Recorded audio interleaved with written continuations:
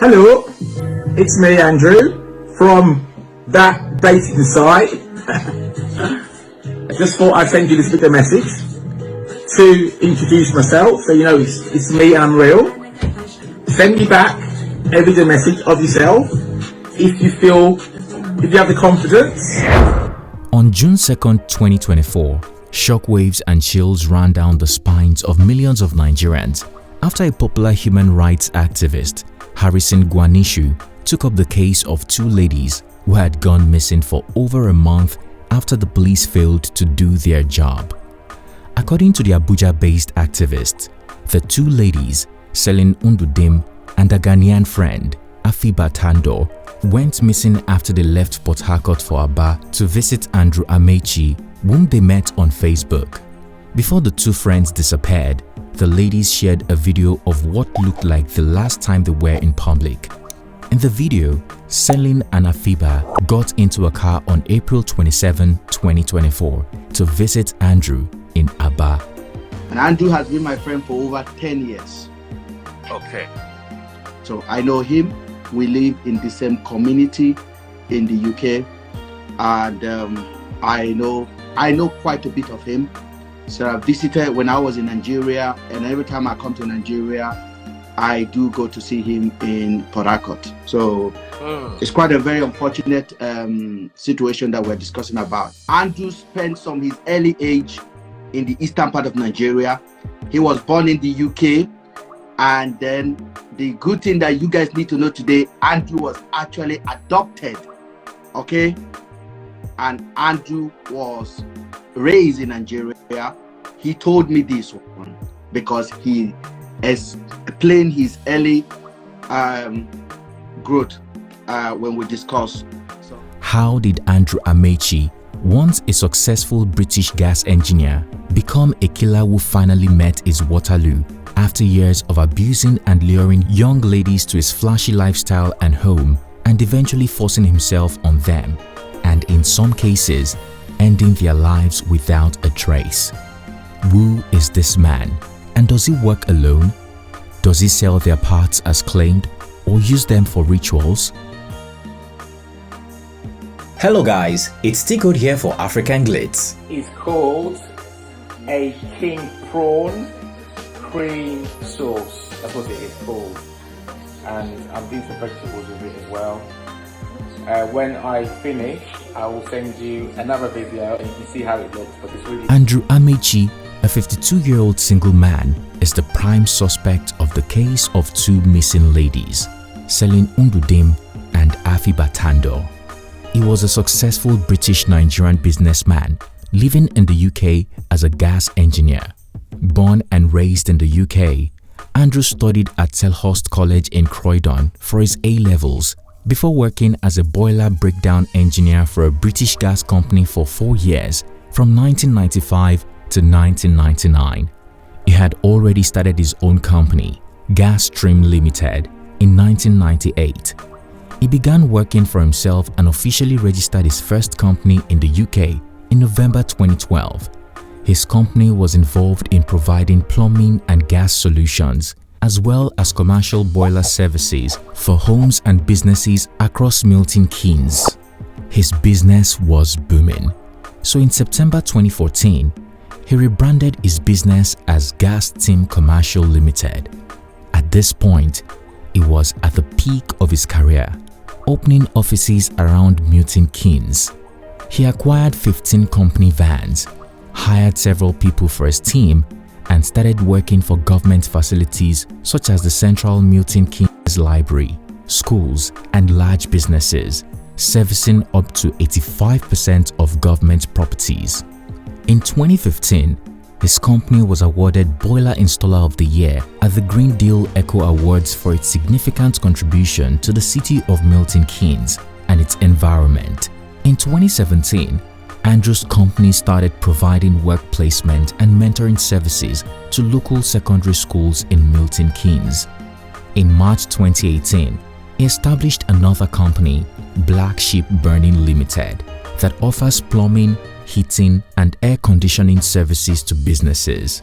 At that time, his business was thriving, and he was excelling in his career in the city of Milton Keynes.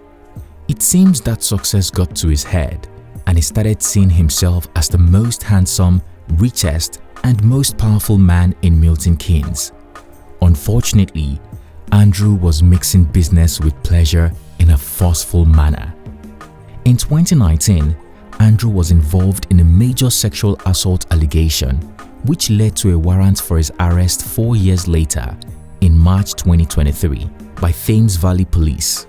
In the report, the UK police identified him as 5 feet 7 inches tall, of heavy build, and has a small scar on his left eyebrow.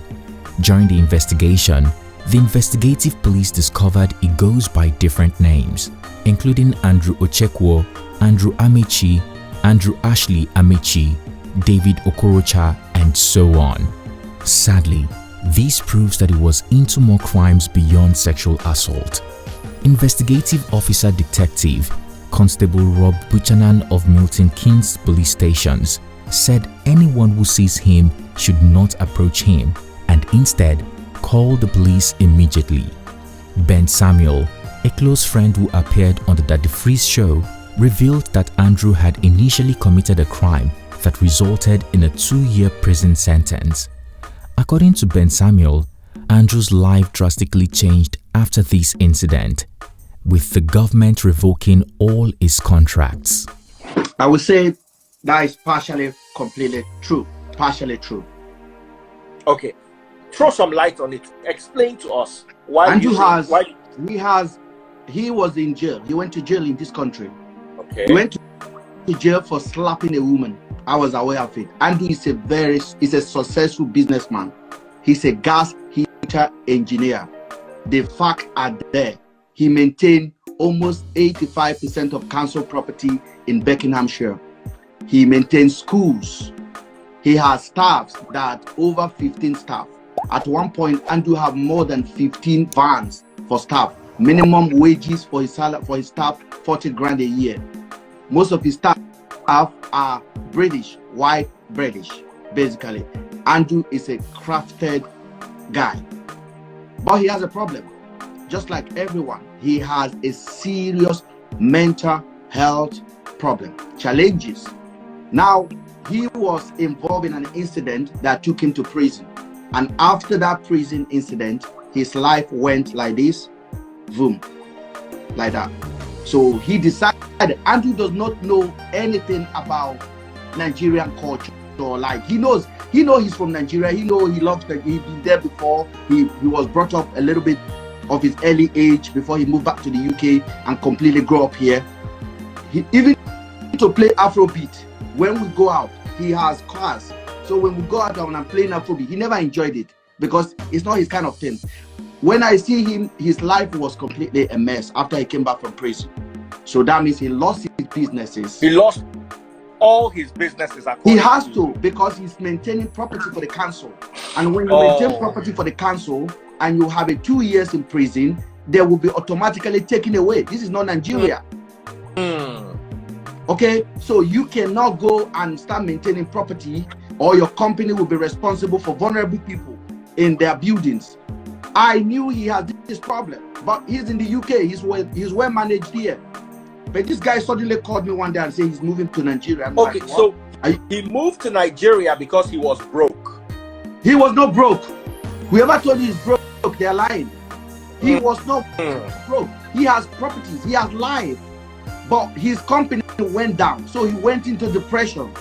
And now he can't go to America because he can't go to the US. He can't go to any Western country because of his criminal record.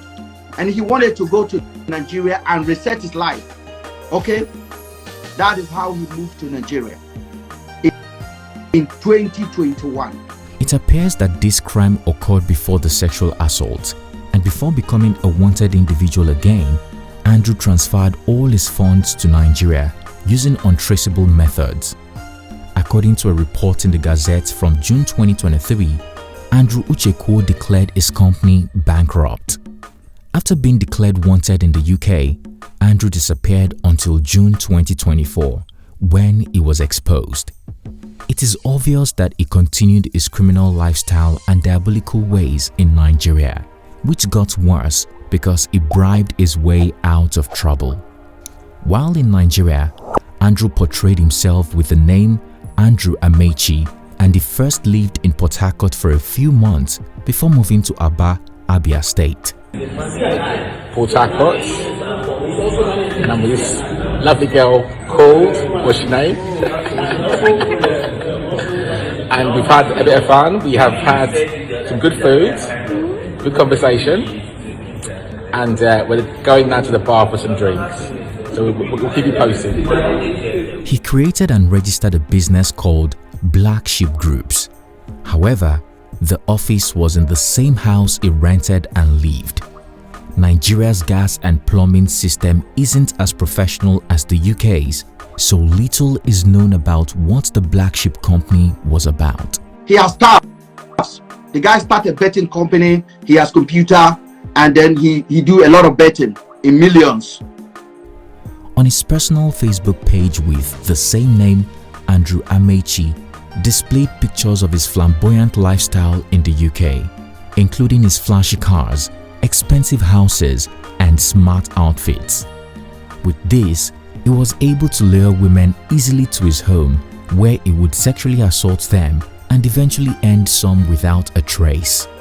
Many people have met their benefactors online. Some have even found love and marriage through online connections. Sadly, Celine Indudim and Afi Batando met their Waterloo in this particular case. In a viral video Andrew sent the girls before they traveled to meet with him, he urged them to come over while bragging that he lives in a beautiful big mansion with 6 bedrooms. The man promised to take care of them and their transport fare. Hi Celine, how are you? How you been? How was your trip? How was your journey?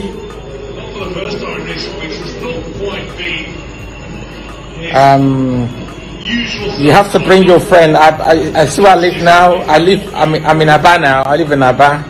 I've got a new office here. I live in this great big mansion. Got 6 bedrooms. So let's talk before, not this weekend, come next weekend, okay? Save you some money. Just get a taxi, an Uber, a Bolt. It costs you about maybe 50,000 to come here, okay? So yeah, come stay 2 nights with your friend. We'll have a bit of fun. We'll sort of go out and have some food, okay? Yeah, I've got a beautiful house now. It's absolutely beautiful. It's even better than my other place. Okay? Alright girl, you take care. In addition, an unconfirmed report claims that Andrew promised to pay the Facebook big girls 500,000 naira each to spend the weekend with him. From videos that have emerged from Celine's Facebook page, it appears that she loves living the good life, whining and dining in expensive restaurants, and traveling outside of the country for vacations. As such, Andrew's offer to the beautiful lady and her friend was generous enough to convince them to visit him in Aba, despite knowing very little about this man. Days after the young ladies traveled to visit Andrew, they managed to send a video of them being held hostage in his home to a friend who raised the alarm to their families. This was the moment they were declared missing. Harrison Gwamnishu was contacted and immediately involved the policemen from FIB-IRT Abuja, who traveled to Aba to investigate the case of the missing girls. Around 10 p.m. on June 2nd, the policeman reportedly arrived in Aba and immediately stormed Andrew's home. Unfortunately, the police searched his house and couldn't find the young ladies. However, they found some things belonging to the girls, proving they had been in the house at some point. This office is located right inside his house, and this is the Black Sheep Group. Alright? His name on Instagram is Black Sheep too. That's what I'm going to do. Ah, you put hand. They've served him quick notice. What is this for me again? Number 14 Stallion Road, Obohi. Are the young ladies still alive, or are they dead? This is now the question on everyone's lips, especially after the police claimed to have found a dismembered, decomposing body without heads, hands and legs very close to Andrew's home around Zirok, Agbo Hill, Aba, Abia State. The body was wrapped in a curtain similar to the one seen in Andrew's apartment in the video. The identity of the decomposing body is still unknown, and the police believe there could be more bodies buried around the area. In our next video, we will showcase the stories of some of the victims who are finally speaking out, along with additional details from a man who knew this serial woman abuser, Andrew Amachi. It was not easy for him, but the Nigerian police, the environment he moved back to, encouraged him. You give him a... What are your thoughts on Andrew Amachi? What do you think led him to become such a monster? Do you think the girls are still alive, or are they sadly gone for good? Share your opinion in the comment section down below. If you found this video informative, please comment, like and share. Also, don't forget to subscribe for more well-researched African stories and news we know you would like. Click on the bell sign to be notified every time we upload a new video so that you don't miss out. Thanks for watching and see you on our next one.